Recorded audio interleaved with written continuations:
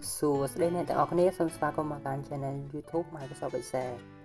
ในក្នុងវីដេអូនេះយើងនឹងរៀនអំពីការប្រើប្រាស់មុខងារ count ដែលយើងមានចំនួន4ទី1 count ទី2 count A ទី3 count F និងចុងក្រោយគឺ count F ជាមួយនឹងលក្ខខណ្ឌមានច្រើនតោះចូលដល់ចំណុចទី1 count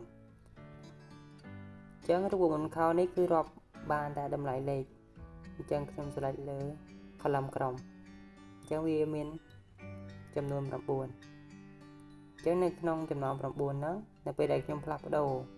ពីលេខទៅជាអក្សរអញ្ចឹងតម្លៃ9នោះគឺវាថយដោយសារវាអាចរាប់ជាអក្សរទេអូខេអញ្ចឹងវាបង្ហាញ8នៅក្នុងចំណោម9ហ្នឹងយើងផ្លាស់ប្ដូរពីលេខ1ទៅជាអក្សរជាអក្សរ B ចូលដល់ចំណុចទី2 count A count A គឺរាប់បានទាំងអស់មិនថាតម្លៃលេខមិនថាតម្លៃជាអក្សរសំខាន់ឲ្យតែមាន cell ហ្នឹងគឺមានផ្ទុកទិន្នន័យអូខេអញ្ចឹងដូចជាឧទាហរណ៍ដែលខ្ញុំបានផ្លាស់ប្ដូរអញ្ចឹងទោះបីខ្ញុំផ្លាស់ប្ដូរលេខទៅជាអក្សរ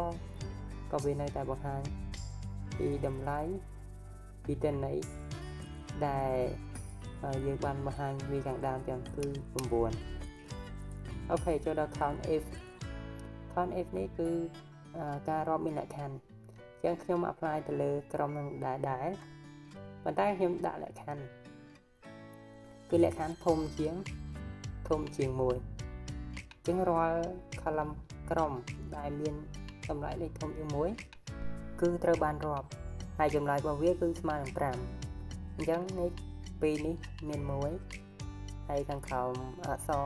W គឺមានចំនួន4ទៀតអញ្ចឹង4បូក1គឺស្មើនឹង5អញ្ចឹងចម្លើយដែលធំជាង1គឺមាន5អញ្ចឹងមានន័យថាអក្សរនៅក្នុងអ្វីដែលខ្ញុំ highlight គឺឲ្យបានរាប់ទេអញ្ចឹងខ្ញុំចាប់ផ្ដើមផ្លាស់ប្ដូរពីអក្សរទៅជាលេខអញ្ចឹងវាបាន7អញ្ចឹងមាននឹង5ថែម2ពី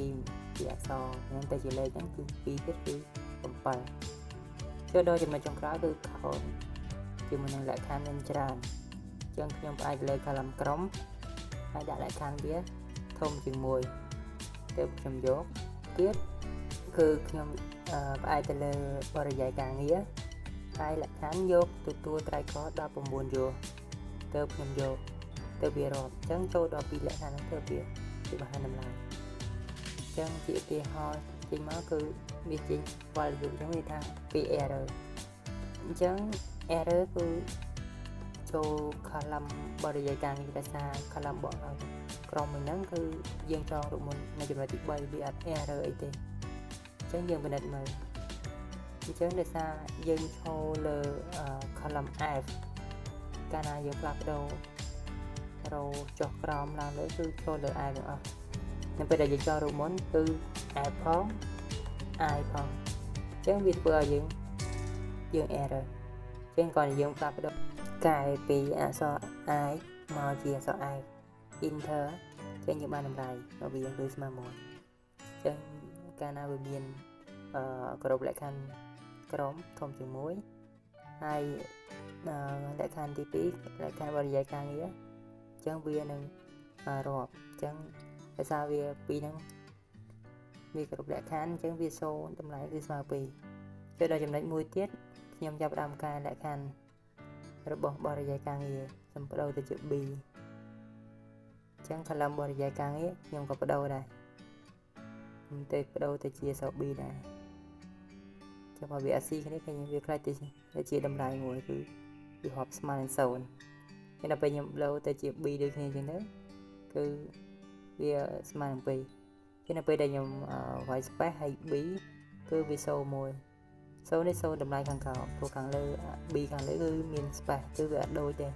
គឺវាអត់គ្រប់ទៅតាមលក្ខខណ្ឌនោះទេចាហ្នឹងហើយគឺជាចំណុចដែលយើងអាច error ហេតុអីក៏ពេលខ្លះក៏វារាប់ពេលខ្លះមិនរាប់ហ្នឹងគឺជាចំណុចសំខាន់ដែលជួបប្រទះនៅក្នុងការបំពេញការងាររបស់យើង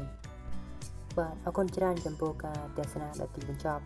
ហើយយើងនឹងជួបគ្នានៅវីដេអូក្រោយៗបន្តទៀត